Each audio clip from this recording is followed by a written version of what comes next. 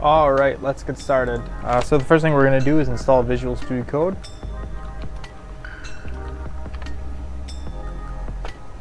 Simple Google, hit the download button, hit the download, make it happen. So this is something I already have installed on the PC, but all you'll do is you'll just run through the installation prompt here. Great, except selling your soul to whoever it is that you're selling the soul for.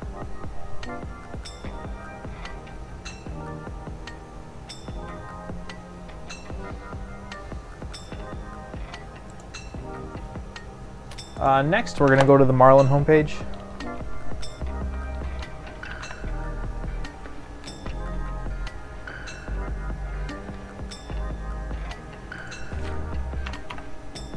Hopefully not typoing to the moon and back. And from there, we are going to download the latest bug fix 2.0. We're going to save that. And then we are also going to download Platformio for VSCODE. So you can follow the link here. I'll have all the links in the description. Actually, I'll probably start with the main one and then just talk about it. So from here, all we're going to do is move this window over to the left, move it over to the right.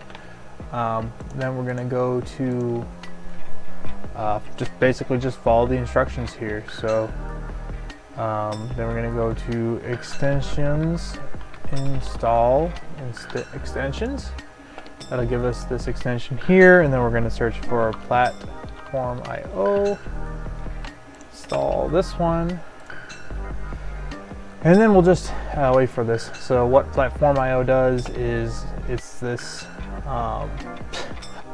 kind of crazy, overarching thing that helps, build and verify stuff that goes on all these different boards here. So you write code and it's set up to help you build it and make sure that it'll work. So it'll PIO, Unified Debugger, remote unit testing. It's a tool for helping out everything else here. So looks like it's installed. And then so install, usage, extension adds the auto build icon to the utilities bar, or the activities bar. Click on file and then open folder. And what we're going to do here is open the folder that has Marlin in it. So we have not made that folder yet because we haven't extracted that. So we'll take our zip, we'll extract it to the folder here, and then we're going to open that up in Platformio. So it'll take a while. This is on one of my extra defunct computers, I guess. So it'll be just a little bit here. Okay. Now that is installed, we're going to reload the window here just to make it happy. And then there should be a project IO window here. We're going to open the project, we're going to go to downloads, we're going to go to the bug fix folder, and then we're going to open the file that has the platformio.ini file. So what that does is it tells Project IO what the heck we're doing, how the heck to build things, and that when we hit on here will give us our project tasks. So don't worry about all this stuff yet. We'll be going through that in a little while. So continuing on, we are going to start editing the config file. So for the people who are familiar with Marlin, this will actually be pretty similar for you. So in Marlin, in the root directory for Marlin, you'll have library, you'll have source. Source is where you'll find all the individual features that helps build up the config. So the only option in here that we'll be going through is the board itself, so the Azteeg X5 GT, in case we need to change any pins. But otherwise, the two main ones here, configuration.h and configuration.advanced.h, should be pretty straightforward. All right, so now that we have configuration.h open, we can go down. So starting out, I always try to number this so I can at least understand how many revisions I've gone through. So I'll iterate this number by one, getting started. Going down the list here, so config author.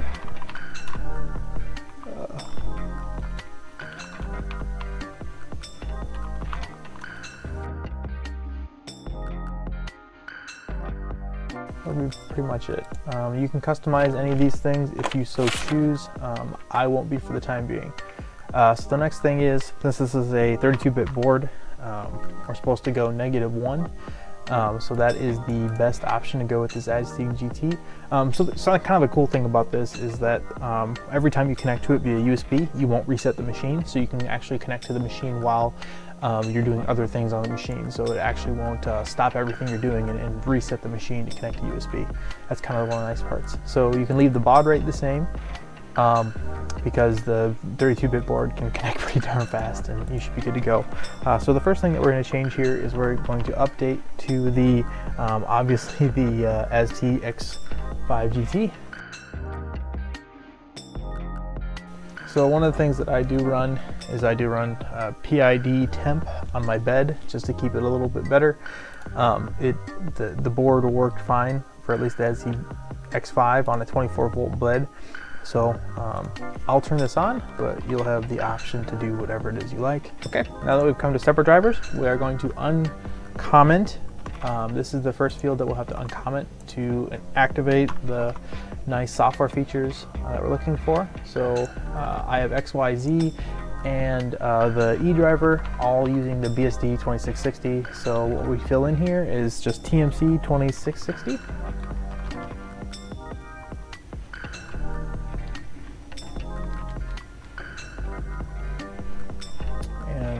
Highlighting is not working, so I'm just gonna manually replace it here.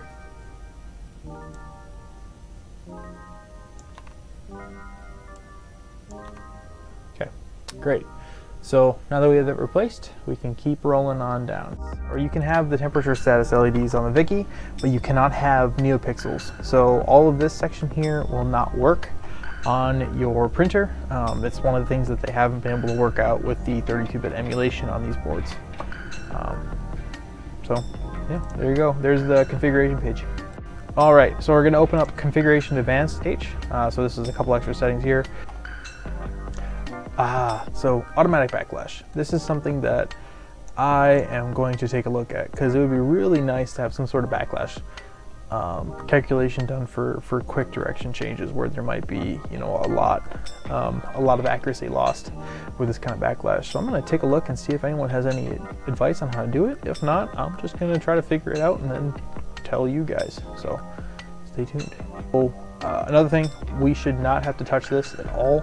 Our microsteps are controlled in the specific TMC stepping, so don't worry about this whatsoever.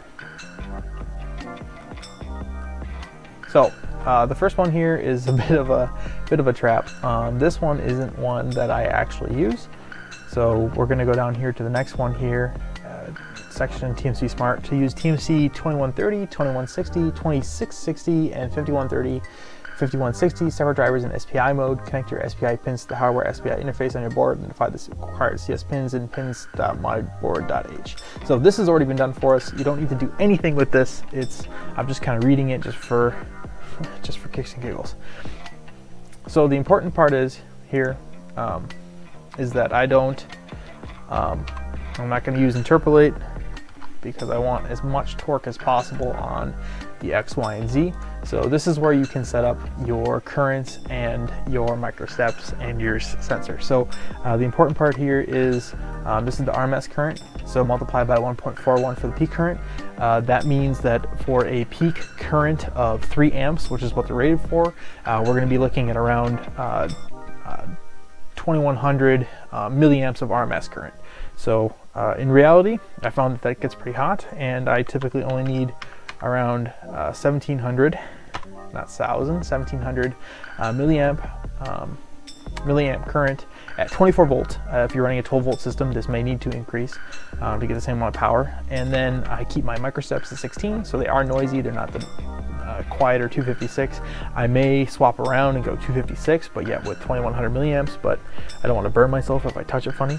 And then for a sense resistor, according to the data sheet, we are down to 10. So 0.1 for the Rsense, which actually detects the current. So making sure that this is set up correctly for your X, Y, Z. Just make sure that you're setting up the right X's, because there are second X steppers pretty much for everything. That you're going back down to 10 and E0 here. So what we'll do is we'll go through and update everything. So the current that you need for your motors may depend. If you have smaller motors that are, say, driving the Z-axis, and you have doubled up steppers, or or you're running 2Z, the currents may change. So don't use my numbers as gospel. This is stuff that I figured out. Like for my extruder, for example, it gets too hot if it's up to 1700 with how often the extruder is used. So I drop it down to 1300. Still has plenty of torque. Like, I can't even pull it out of my extruder while it's running, but it doesn't get too hot that it starts to soften the plastic and gets kind of gummed up in the teeth. But now that you have that, that's the big step here. So once again, it is not this section. It is the this section with the longer text in here that describes out the whole list. So once you set up in there, you'll be able to access it. Next step, it's very important, is to define software driver enable. So if you don't do this, your motors will be on 100% of the time. They'll get really hot, get really noisy. It's just not good for them. So with software driver enable, it'll allow your board to talk to them to turn them on and off when they need to be. Once again, if you don't turn this on, they will stay on forever and you won't be able to move your machine by hand. M84 will not work. Another thing is, this stealth chop does not work for the 2660s. So turn it off by commenting it out with 2 forward slashes. For chopper timing, I run a 24-volt system, so I will make it chopper. Goodness.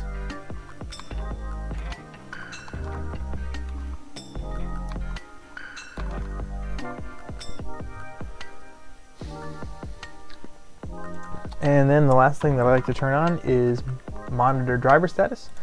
So this will allow you to set the current on the fly if you so choose. So you can send the MO6 X17 or 1800, and you can up the current to 1800 milliamp. Or you can use the M122 to report the driver parameters to see how much they're using, if they have any warning flags on, that kind of stuff. I'll be showing that a little while later after we flash it. It would be nice to turn on the hybrid threshold, but again, we do not have stealth chop enabled because it's the 2660, and this will not be effective. So you can leave all of these alone. This is where you can turn on stall guard here. I have minimum sensors and I'm not really interested in it for now. But if you guys like, I could turn it on and we can see about it. So let me know in the comments below. Here's an extra section that is for setting advanced settings. So if you wanted to use specific settings so that the Y interpolates, the X does not, the Z does, just to quiet it out, you can, or turn on other specific features per driver. And that should complete what I typically change in the configuration advanced here. So now let's go to see if we can build it. So we're in the File Explorer. That's the little files up here. We want to make sure to save it since this is a fresh install. We don't have my normal presets of save everything. And then we're going to go over here to the Platformio project tasks up here. So the board that we have is based on the LPC1769. And what we're going to do is we're going to hit build and see if it works. We're going to allow that, and it's going to build. So it looks like it's found the tools that it needs already, and it is going through and downloading it.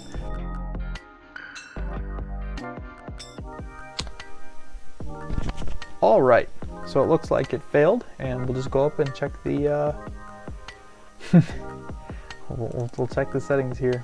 So you cannot send that, requires EEPROM settings, requires Zeman probe. So it looks like I forgot a couple settings here. Not a big deal.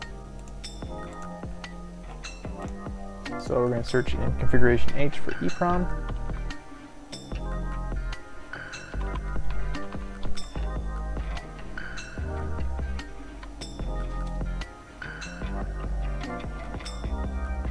So yeah, this is something that I forgot here. So definitely need to turn on EEPROM. We'll do that, and it will try to regenerate again.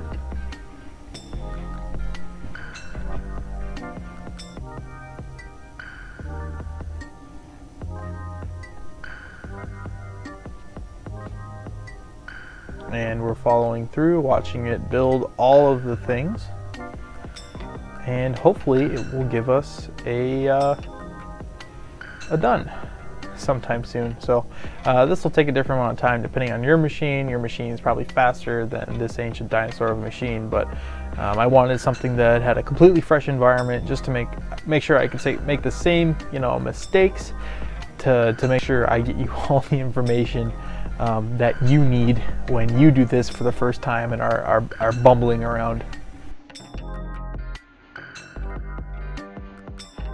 And there we go. It took around 2 minutes, but it was a success. Up here, you will want to just take a look where the file is. So like I said before, the 32-bit board is much larger in terms of how much available space that it has. So both of these, even though I enabled a lot of really intensive things like diagnostics for the motors and stuff like that, we're still under 50% used for both the data and the program memory.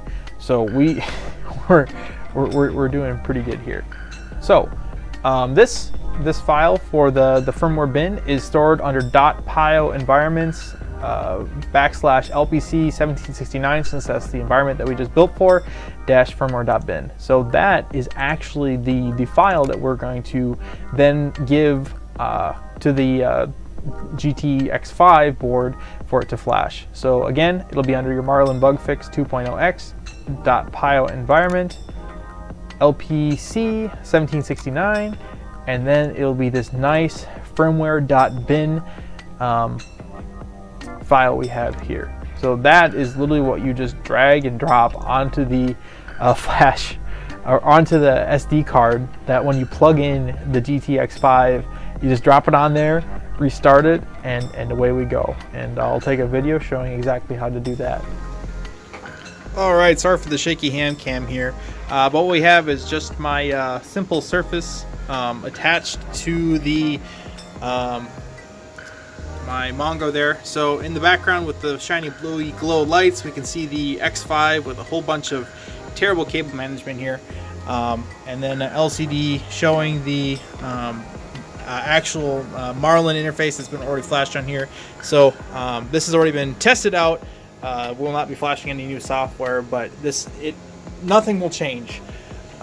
So when you plug in your X5 GT, you will see the SD card show up here, and it will appear that way. So something that you can do to make sure that your card will work right away, as long as it focuses, is you see the config.txt and then the firmware.cor. So that's actually the current firmware that your board is running on right now. So the best idea that you can have is to take that and save it somewhere safe. So in case you need to do it, you can reflash it by changing the COR to .bin, so that the board will know to go ahead and reflash it. So if this way, you're guaranteed to not screw up your board, and then you save all your settings as well in case you have to reformat it or something goes kooky.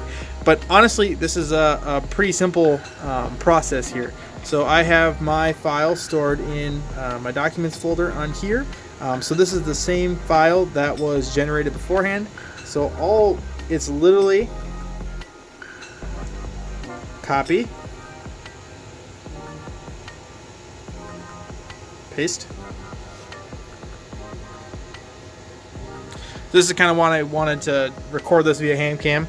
So all you have to do is come around to here, press the refresh button, and don't worry, I'm designing a completely new mounting system for that. The wires will be contained and organized, and then it'll restart, and we just missed the Marlin board, and then you'll see it pop back up.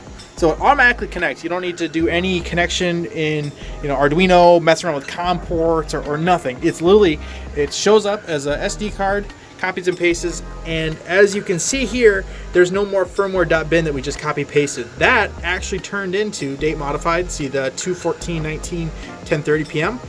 The firmware.bin was reflashed right then to the firmware.current, and it even keeps the EEPROM as a separate thing, and which will focus, and it will even keep the current the current EEPROM for you. So there you go. Now you can go about setting up your Marlin however you like. So you can go and calibrate your other settings. You can do all, you can do your preheat settings. You can go through and do the unified bed leveling, which is again the real big draw for Marlin. So here's the whole list. I'll probably be doing a video on how to set up unified bed leveling, because I didn't see any videos that really helped me through the problems that I had with it and the questions that I had about it. And then it does, I think, detect an SD card if you put it in there. So in any case, once again, thanks for watching. If you have any questions, feel free to leave a comment in the the area below there. And I hope you subscribe, because I'll be trying to help out everyone with these printers, kind of answering some I guess normal questions with how you build printers like this. So have a good day. Hasta la bye bye.